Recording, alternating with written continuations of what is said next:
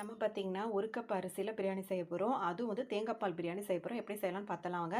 அதுக்காக நான் சின்ன வெங்காயத்த நறுக்கி வச்சிருக்கேன். கொஞ்சமா தக்காளி, பச்சை மிளகாய், புதினா எல்லாம் கழுவி ஆஞ்சு வச்சுக்கோங்க.